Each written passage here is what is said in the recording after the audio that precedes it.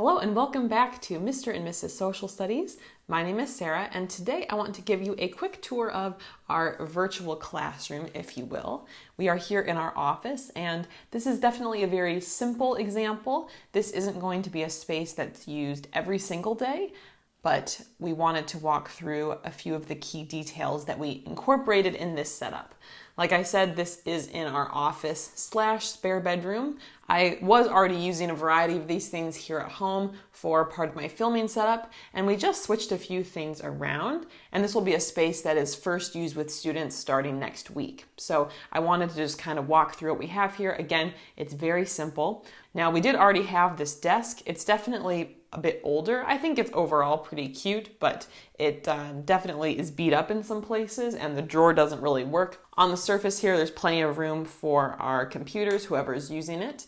And we've got a couple other basic accessories. We have a pencil cup here that's got a few basics, pen, pencils, whiteboard markers. Now, this particular organizer I used in my classroom as a turn-in tray, but especially with situations happening, we are recommending teachers go as paperless as possible, at least at the secondary level, and that's where we've been working through our own TPT resources, for instance, making them paperless. I still have a lot to update, but that's kind of where things are headed.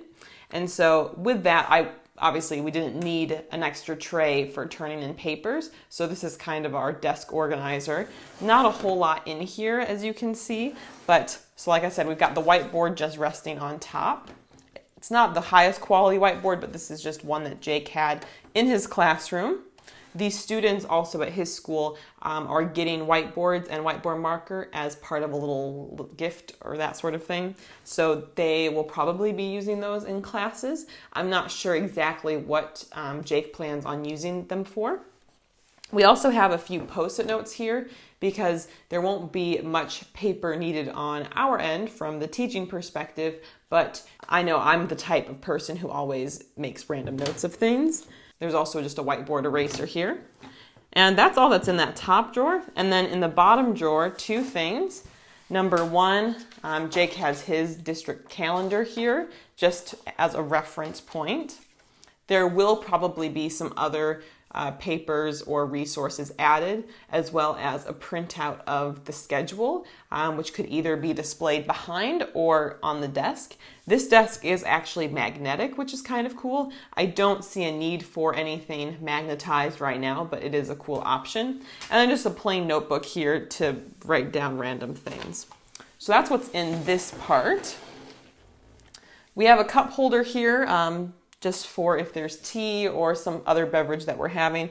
I've also got like an insulated water cup. This kind of just follows me around all day, but I like having the stainless steel insulated cups because it helps keep your beverage cooler as well as doesn't condensate. This is really our only piece of desktop decor. We have this little globe accessory that was given to me from a friend for a gift. And that wraps up what's on the surface here. There is a drawer, but we're not using it. And really our goal was to keep this as simple as possible. What is truly needed and stick to that. Behind me, we've got a few things. Jake did have an extra map he wasn't using from his classroom there. As far as some backstory about why we set up this space in the first place, Jake's district gave teachers the option to either work in school or work from home for their remote teaching.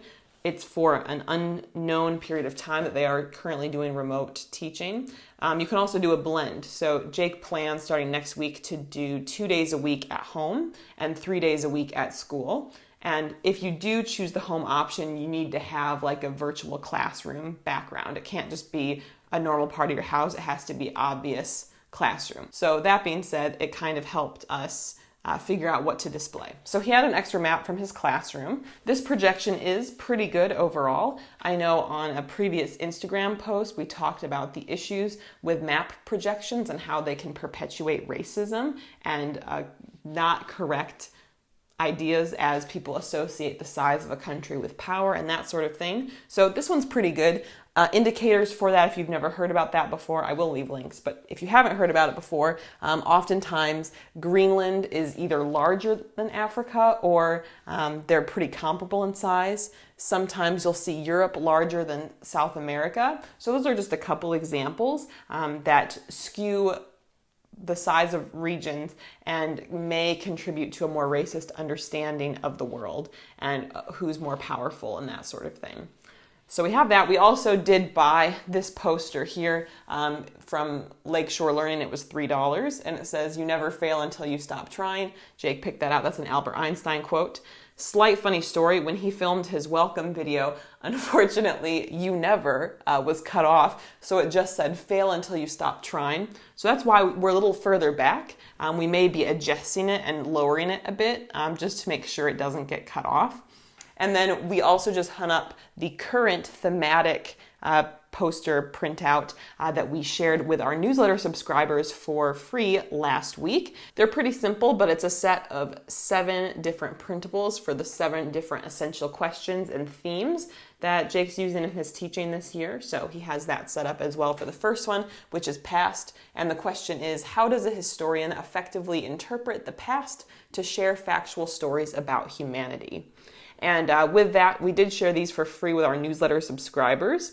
If you would like a copy yourself, they are nowhere else available right now. However, if you sign up for our email newsletter and then send us a message at Mr. and Mrs. Social Studies at gmail.com or reply to one of the messages we send, we'll be sure to get you your copy, and they are editable too. So that kind of wraps up this general space, at least for right now. It's simple. We don't know how long this is going to be used as a classroom space, but this is kind of what we put together for the time being. If you want to check out any of our in-person classroom tours, we've got a couple versions of those that I will link below in the description field of this video, as well as here on the end card. And if you're a social studies teacher or a middle school teacher looking for more tips and guidance, go ahead and subscribe to the channel. We'll see you in the next video. Bye.